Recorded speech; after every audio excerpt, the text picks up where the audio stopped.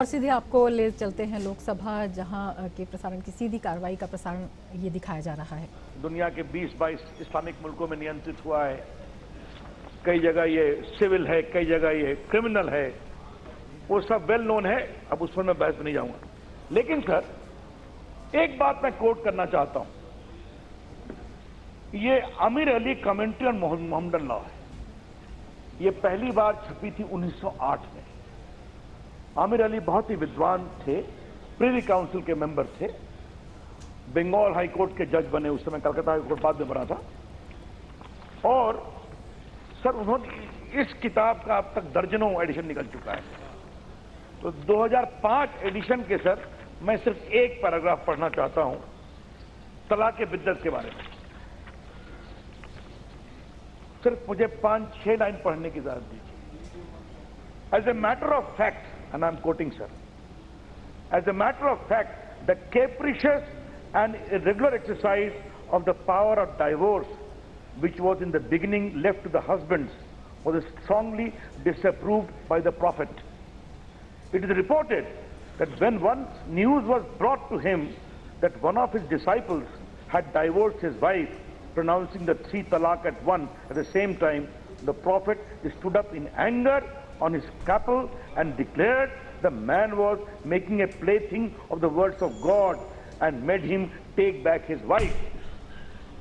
तो अगर प्रॉफिट मोहम्मद, और मेरा बहुत आदर है, उन्होंने 3 तलाक पर इतनी बंदिश रखी, तो हिंदुस्तान को 70 साल से मेहनत क्यों करनी पड़ रही है? और इस सदन को 5 घंटे से तीसरी बार आना पड़ा सर। और तीसरी बार क्यों आना पड़ा सर? क्योंकि कुछ लोग की चाहत, क्षमा करेंगे, हम सारी कमेटियों का सम्मान करते हैं, इस कानून के स्क्रूटनी का कम है, इस कानून को रोकने का अधिक है, यह समस्या है। और सर, मैं इसको थोड़ा विस्तार से बोलना चाहता हूं। सर, इस सदन ने बहुत कानून बनाए हैं। मीनाक्षी जी ने बहुत विस्तार से उसका जिक्र किया है, पूनम महाजन जी ने। 1955 की बहस के बाद हमने हिंदू लॉ में बहुत बदलाव किया सर। इसी सदन ने पास किया था सर। ये जो हिंदू मैरिज एक्ट है सर, जब बाल विवाह शारदा एक्ट में खत्म हुआ तो कहा कि इसको हमने तो खत्म तो कर दिया, क्या कोई हम उम्र निर्धारित करेंगे? तो हमने उम्र निर्धारित किया कि पति की उम्र 21 साल, पत्नी की उम्र 18 साल। ये essentials of the Hindu marriage में रखा था। और सेक्शन 18 में प्रावधान किया, अगर इसका कोई उल्लंघन करेगा तो 2 साल की सजा होगी। यह कानून किसने पारित किया था? आपकी सरकार ने किया था 1955 में। आपका अभिनंदन है, आपने हिम्मत दिखाई सर। फिर डाउरी प्रोहिबिशन एक्ट आता है 1961।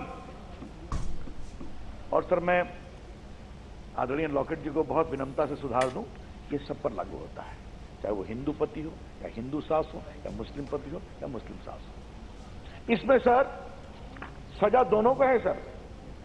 जो डाउरी लेगा या डाउरी देगा उसको 5 साल, जो डाउरी डिमांड करेगा उसको 2 साल।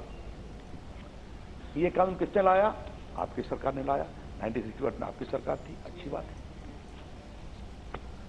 सर। फिर 498 आया सर इंडियन पेनल कोड में 1983 में। अधीर बाबू, क्या है? अगर आप, और सर मैं उसको पढ़ना चाहूंगा सर, वो बहुत महत्वपूर्ण है, तो एक बार मैं चाहता हूं सदन के सामने मैं 498 को बस 2-3 लाइन पढ़ दूं सर, ताकि इस बहस में, अच्छा मुझे पढ़ने दीजिए ना, क्या फर्क पड़ता है? Whoever being the husband or the relative of the husband of a woman subjects her woman to cruelty shall be punished with imprisonment for a term which makes up to 3 years and shall also be liable to fine. वो हिंदू पति हो या मुस्लिम पति हो। Sir, ये कानून बना 1983 में। 1983 में किसकी सरकार थी? आपकी सरकार थी। तो 55 का कानून आपने लाया, अभिनंदन। No, I am not yielding. Dowry prohibition act आपने लाया, अभिनंदन। 498 आपने लाया, अभिनंदन। तो अगर आपका ये इतिहास था, तो 86 में 400 मेजॉरिटी में शाबानों के मामले में आपके कदम हिलने क्यों लगते हैं? यह है बड़ा सवाल, यह है बड़े सवाल। सर 400 की मेजॉरिटी, हमारे उनसे विरोध हो सकते हैं, लेकिन आज मैं इस सदन में कहूंगा राजीव गांधी जी मुझे लगा कि प्रोग्रेसिव थे, इतने मैंडेट से आए थे।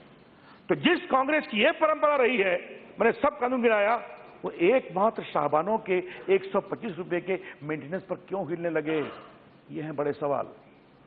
और शाहबानों से सायराबानों तक यात्रा यही है सर। क्या यात्रा है सर? ट्रिपल तलाक इज बैड, बट ट्रिपल तलाक गड़बड़ गलत है, ठीक है, लेकिन ये लेकिन क्या है? ये सवाल लेकिन का है। वोट है। जिन लोगों ने, और मैं फिर कहूंगा, कांग्रेस पार्टी ने ये चारों कानून लाया, मैं अभिनंदन करता हूं कांग्रेस पार्टी का। उस कांग्रेस पार्टी के पांव क्यों हिलते हैं 86 में, और आज 3 तलाक पर भी कांग्रेस के पांव क्यों हिल रहे हैं, ये हम पूछना चाहते हैं। सवाल ये है, और जो मैंने पहले कहा था मैं रिपीट नहीं करूंगा, अगर 20 से अधिक इस्लामिक मुल्कों में 3 तलाक नियंत्रित हो सकता है, और आपको मैं गौरव बाबू बता दूं कि बांग्लादेश में भी है, पाकिस्तान में भी है, कहीं बेलेबल है, कहीं नॉन बेलेबल है, जॉर्डन में भी है, यमन में भी है, सीरिया में भी है, इजिप्ट में भी है, मलेशिया में भी है। तो let us not go to that debate, okay. लेकिन और सिविल के अलावा एक ट्रिब्यूनल बनाया है, तो जहां शरिया है, अगर वहां वो बदल सकते हैं, तो हम तो सेकुलर कंट्री हैं। यही सवाल तो हम कर रहे हैं। अब सर पूछा गया बार बार, ओवैसी साहब हैं कि चले गए? बैठे हैं। परेशान में बैठे हैं, परेशान मत हो, परेशान में बैठे हैं। सर मुझे लगता था कि ओवैसी साहब को इस्लाम की बड़ी समझदारी है।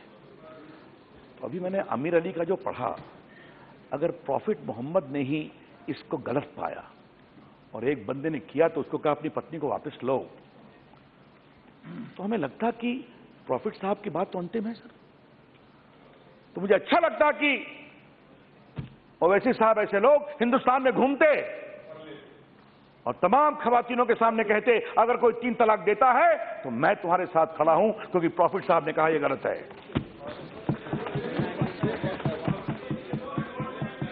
सर सुप्रीम कोर्ट में सर मेरे पास पूरा जजमेंट है सर।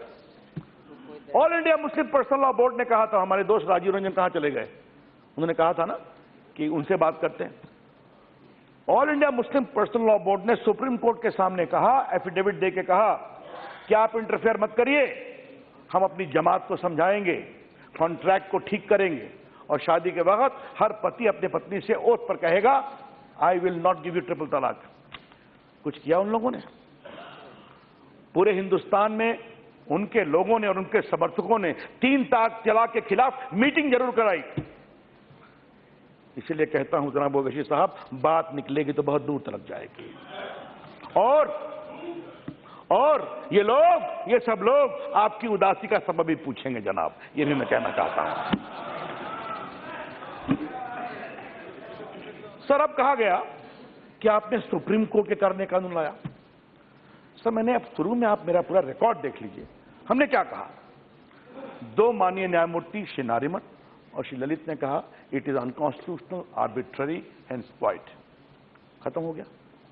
एक जज माननीय कुरियन साहब ने कहा कि if it is a sin in Quran how it can be legal in law, उनका ये। और बाकी लोगों ने कहा कि हम इसे मानते हैं, लेकिन पार्लियामेंट को एक कानून लाना चाहिए। सर ये मैंने सच्चाई से रखा। एक बात बहुत विनम्रता से मैं कहना चाहता हूं सर, कि इस संसद को कानून लाने के लिए किसी सुप्रीम कोर्ट के निर्देश की आवश्यकता नहीं है। यह संसद खुद अपने आप में सक्षम है। लेकिन हम कानून क्यों लेके आए? सर जब मैं 14 में हमारी सरकार आई तो सारा बानो न्याय की गुहार लगाते सुप्रीम कोर्ट में 13 में गई थी 3 तलाक के खिलाफ। और माफ करेंगे, आपकी तरफ से कोई जवाब फाइल नहीं हुआ था, आपकी सरकार थी। सर मेरे पास ये फाइल आई, क्या करना है? हम गए, अपने प्रधानमंत्री से पूछा कि सर ये एक विषय है, कहा जाओ न्यायालय में 3 तलाक की पीड़ित महिलाओं के साथ खड़े हो जाओ, मोदी की सरकार खड़ी रहेगी। तो हमने सर एफिडेविट फाइल किया, सर बहस भी हुई। अब सर हमें एक चीज बताया जाए, निर्णय हो गया, जजमेंट आ गया, और मैंने जो कहा कि 574 केसेस हुए हैं 17 से, और जजमेंट के बाद 24 जुलाई 2019 तक 345 केस हुए हैं, और जब हम ऑर्डिनेंस लेकर के आए उसके बाद से भी 101 केस हुए हैं। यूपी में 74 केस हुआ है। तो सर ये मैं आज बताना जरूरी है। सर मैंने जानने की कोशिश की, ये पीड़ित महिलाएं, क्या होता था, डाउरी लाओ नहीं तो तलाक तलाक तलाक, और बाकी जो सुबह लेट से उठी, रोटी सिकी हुई थी। सर आपसे बताऊं सर, मेरे लिए भी अनुभव था, मैं आपसे शेयर करना चाहता हूं सर। प्रधानमंत्री जी ने मुझे आईटी विभाग भी दिया है सर। एक दिन मेरे पास एक आईटी प्रोफेशनल आई सर, मुस्लिम जमात की थी सर, और सर मुझसे मुझे बहुत भावुक किया, कहा कि मैंने 3 बच्चियों को जन्म दिया, मेरे पति ने दुबई से मुझे तलाक तलाक तलाक कर दिया व्हाट्सएप पर। Show brilliant. सर आप मुझे ये बताएं, इसमें हम क्या कहें कि तुम सुप्रीम कोर्ट का जजमेंट बढ़ा करके टांग लो? क्योंकि पुलिस में जाते थे तो पुलिस कहती थी हमारे पास पावर कहां है, और सर एफआईआर करने के लिए, कानूनी कार्रवाई करने के लिए कानून में पावर जरूरी है। तो क्या इन तमाम खवातीनों को हम सड़क पे छोड़ दें? तो बड़ी विनम्रता से कहूंगा, मैं नरेंद्र मोदी सरकार का कानून मंत्री हूं, राजीव गांधी सरकार का नहीं।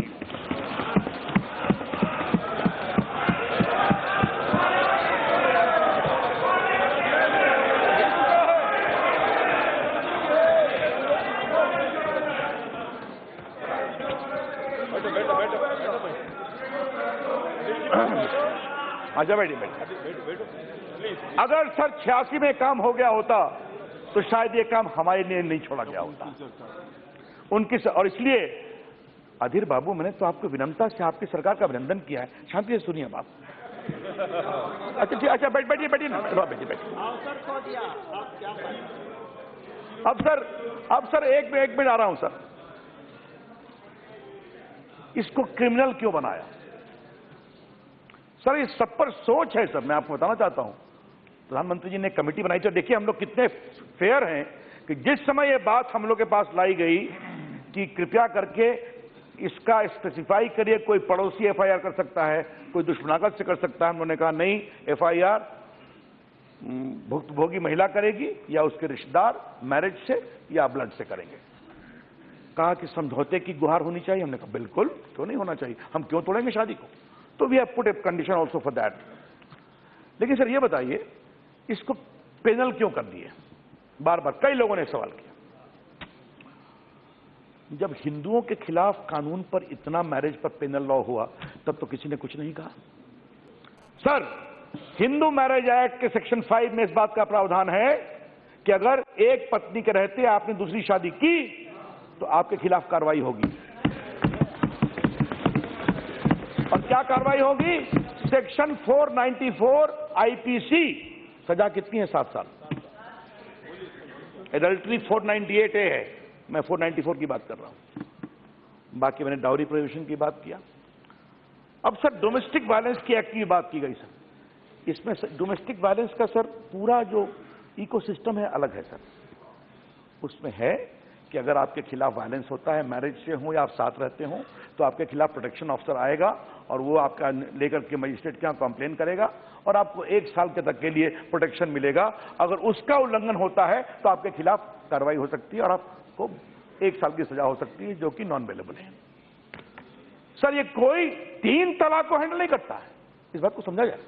इसीलिए हिंदुओं के लिए हिंदू मैरिज एक्ट 1955 है।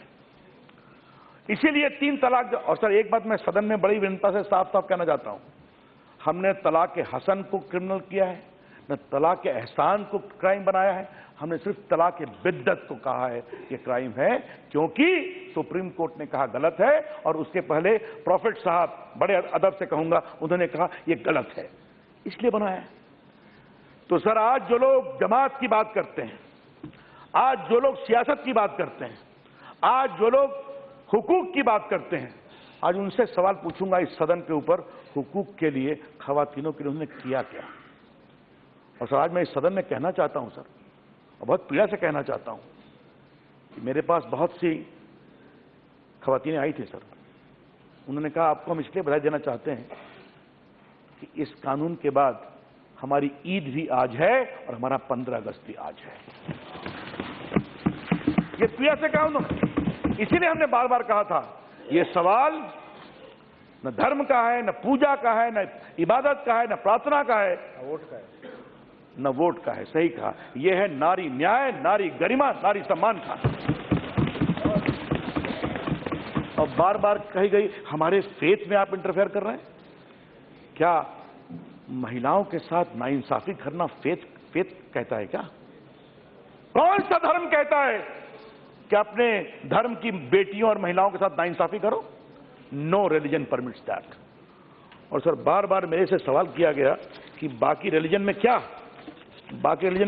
प्रावधान है, आप जरा बताएंगे।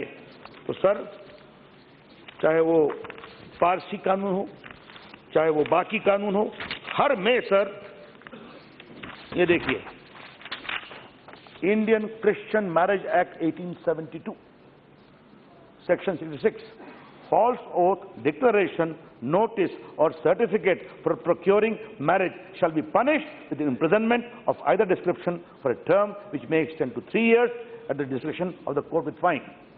और sir, Parsi marriage divorce act 1936 section 5, punishment for bigamy, और इसमें सर कोई दूसरी शादी करता है तो सेक्शन 494 और 495 आईपी से लागू है। तो पारसियों के मामले में कानून है।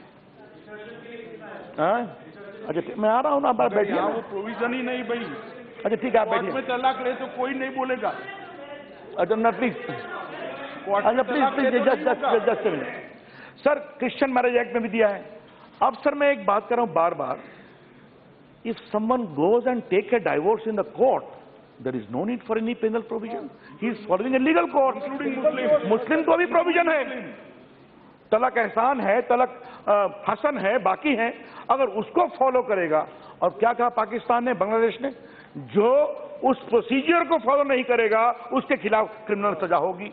तो आप प्रोसीजर फॉलो करके तलाक बिद्दत को हर कोर्ट ने गलत कहा, पैगंबर साहब ने गलत कहा, फिर भी आप कहेंगे हम करेंगे, और आप किए जा रहे हैं, एक एक हफ्ता पहले तक किए जा रहे हैं। तो ये मुल्क है, ये मुल्क को इसको बर्दाश्त नहीं करना चाहिए। और सर, मुझे आपसे एक बात और कहनी है जो मैं थोड़े बड़े सवाल उठाने की कोशिश कर रहा हूं। एक सदस्य ने इस मुल्क की परंपरा की बात कही सर, और सर कहा गया कि टारगेट किया जा रहा है। सर, आज मैं एक बात बड़ी विनम्रता से बोलूंगा, हमें अक़लियत जमात का वोट कम मिलता है, लेकिन हम जब भी जीतते हैं तो सबका साथ, सबके विश्वास की ईमानदारी से काम करने की कोशिश करते हैं। और सर, आज मैं 2 उदाहरण देना चाहता हूं इस सदन में, पहली बार दे रहा हूं सर। एक है करीमुल हक, जलपाईगुड़ी के सर टी गार्डन के वर्कर हैं सर, पहाड़ों में रहते हैं, मजदूर हैं। उनकी मां गुजर गई क्योंकि एम्बुलेंस पहाड़ों के गांव में नहीं पहुंच सका सर। उसने अपना बनाया कमिटमेंट कि मैं अपने मोटरसाइकिल पर बीमार लोगों को बांध के अस्पताल ले जाऊंगा। उन्होंने लगभग 2000 लोगों की जान बचाई है सर। एक दिन वो अपने बागान में काम कर रहे थे और पीएमओ का फोन जाता है कि आप करीमुल हक हैं, आप ऐसा काम करते हैं। प्रधानमंत्री कार्यालय से फोन जाए करीमुल हक को, जो चाय बागान में काम कर रहा है, उसके ऊपर क्या असर आप समझ सकते हैं। कहा जी, कहा अच्छी बात है, लीजिए प्रधानमंत्री बात करेंगे। मोदी जी ने कहा करीमुल, तुम बहुत अच्छा काम कर रहे हो, दिल्ली आओ, तुम्हें हम पद्मश्री देने जा रहे हैं, तुम ये काम कर रहे हो।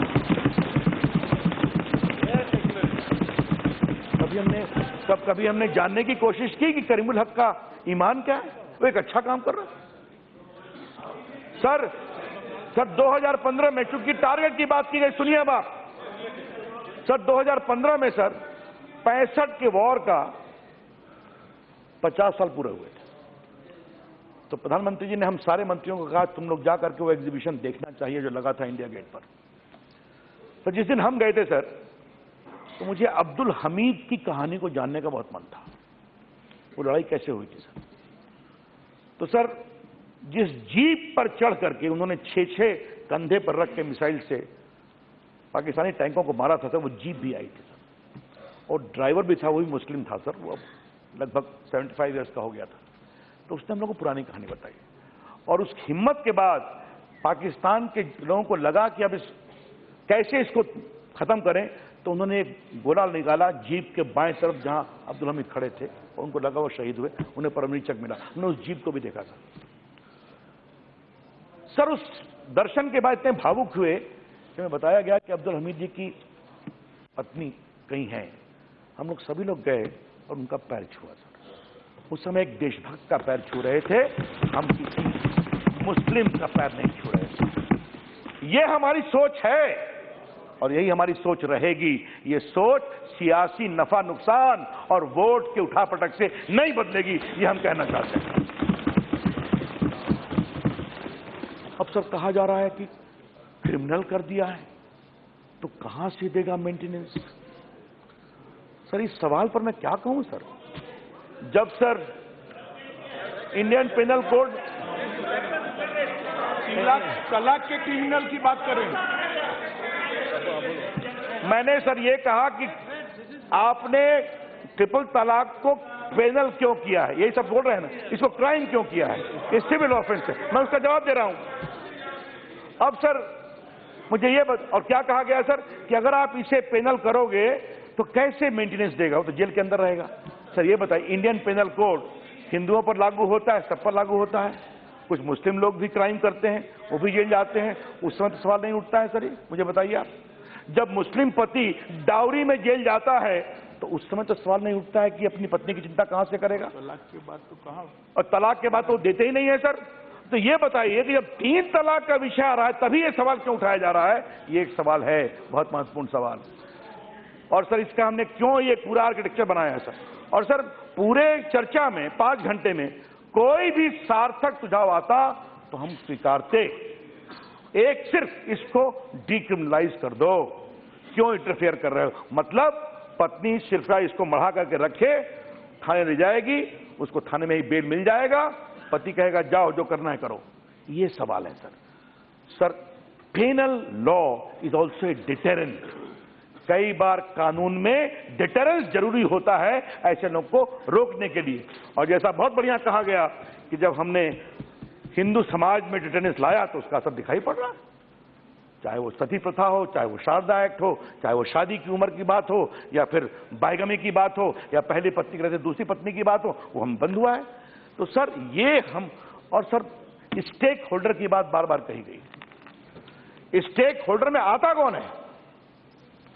क्या इस मुल्क की खवातीनें स्टेक होल्डर हैं कि नहीं? क्या मुसलमान समाज की बेटियां स्टेक होल्डर हैं या नहीं? Therefore, the question I would like to raise before this honorable house, whenever you talk of stakeholder consultation, for us, the only and only relevant stakeholders are the women who are the victim of triple talaq and not the All India Muslim Personal Law Board. We are hearing their voices. We are addressing their concerns and we are giving respect to their voice. ये हमने बार बार कहा है। इसलिए इस पूरे में stake holder consultation, और हां सर मैं बहुत विनम्रता से कहना चाहता हूं, अगर एक बार भी मुस्लिम समाज के लीडरान ने 3 तलाक के खिलाफ कोई नेशनल कैंपेन किया होता, ईमानदारी से किया होता, मैं खुद बुलाता, उनसे बात करता। लेकिन सर मेरे पास भी पैरवी आई है, जैसा आपके पास आई थी, आपके पास आई थी ना, कि रवि जी आपसे एक ही गुजारिश है, इसको डिक्रिमिनलाइज कर दो। हमने कहा यही, इस मुल्क की खवातीनों का कुछ नहीं करना है। तो सर मैं आपसे लगा कि ये सारे पॉइंट्स, अब सर बार बार बात की गई discriminatory, there is no discrimination, I already explain that. अब बार बार कहा गया सर कि अबंडॉनमेंट, अरे भाई अगर हिंदुओं की संख्या अधिक है तो कुछ हिंदुओं की संख्या अधिक होगी, तो ये बड़ा विषय क्या है? इस देश में हिंदू मुस्लिम से बहुत ज्यादा है। हम किसी भी पत्नी का अबंडॉनमेंट को नहीं उचित मानते हैं, लेकिन भारत के कानून में, मुस्लिम हिंदू मैरिज एक्ट में, आपके डोमेस्टिक वायलेंस एक्ट में, बाकी में इस बात का पूरा प्रावधान है। 498 ऑफ द पेनल कोड कि ऐसे अबंडॉन जो पत्नियां हैं उनकी चिंता करें और कार्रवाई होती भी है। अब किसी ने कहा कि कई झूठे केस होते हैं, नहीं होने चाहिए। लेकिन सर हमें एक चीज बताइए सर, ये सवाल माननीय गृह मंत्री जी ने कल उठाया था, क्या अगर किसी मामले का दुरुपयोग होता है तो क्या उस कानून को खत्म कर दिया जाए? क्या इस मुल्क में 302 का दुरुपयोग होता है कि नहीं? कई बार लोग फॉल्स फंसते हैं, कोर्ट से छूटते हैं। 420 में होता है कि नहीं? लोग कोर्ट से छूटते हैं। तो किसी प्रावधान का दुरुपयोग है तो प्रावधान गलत है, ये पूरी सोच अपने आप में निरर्थक है, क्योंकि वो सेफगार्ड है, वो डिटेरेंट है समाज को ठीक करने के लिए और समाज को आगे बढ़ाने के लिए। सर अब सर ये मॉब लिंचिंग की बात कानून लाइए, अच्छा लगता है। जितने उत्साह से आप मॉब लिंचिंग की बात कर रहे थे उसी उत्साह से आप बात क्यों नहीं कर रहे हैं? लेकिन कई कानून के समझदार लोग जब बोलते हैं तो मुझे एक बात लगती है, सेक्शन 302 पेनल कोड है कि नहीं मर्डर के लिए, 120B कॉन्स्पिरेसी के लिए 149 है कि नहीं? और आज मॉब लिंचिंग में ऐसे लोगों को कोर्ट सजा दे रहा है कि नहीं दे रहा है? अब सुप्रीम कोर्ट ने कहा है वो एक अलग विचार करने का विषय है, लेकिन अगर मॉब लिंचिंग की घटनाएं हो रही हैं तो कार्रवाई भी हो रही है। तो इसलिए सर अब मैं तो, मेरे पास कोई शेरो शायरी पढ़ने के लिए नहीं है सर, लेकिन आज मैं बड़ी शांति से सुन रहा था कि मुझे कोई रोशनी दिखाई पड़ जाती सर, तो मैं उस रोशनी को तुरंत समझने की कोशिश करता। तो बार बार स्टैंडिंग कमेटी, सेलेक्ट कमेटी, एक वक्त होता है जब किसी की दर्द की आवाज को सुनना चाहिए। और आज इस मुल्क की खवातीनें, हमारी मुस्लिम समाज की बेटियां, बहनें इस सदन से बहुत आस लगाए देख रही हैं। और आज मैं फिर कहूंगा, इसे सियासी चश्मे से न देखा जाए, ये सवाल है इंसानियत का, इंसाफ का, मानवता का। उसको देखकर ये पूरा सदन पारित करे सर। इन्हीं शब्दों के साथ मैं अपनी बात समाप्त करता हूं। अधीर रंजन जी, आपको मौका देंगे। अधीर रंजन जी। माननीय कानून मंत्री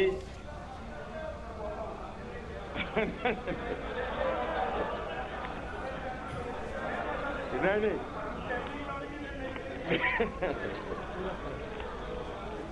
कोई हमदर्द ना था तो कोई दर्द भी ना था।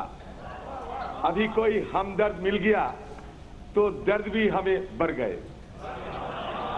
तो ये हमदर्दी की बात मत किया करो कानून मंत्री जी। अच्छा लगता कि आप पैगंबर जी की, प्रॉफिट जी की हवाला लेने लगे हैं आपको ये बिल को यहां पारित करने के लिए। तो ये हम लोग सदन में या बाहर में कहते हैं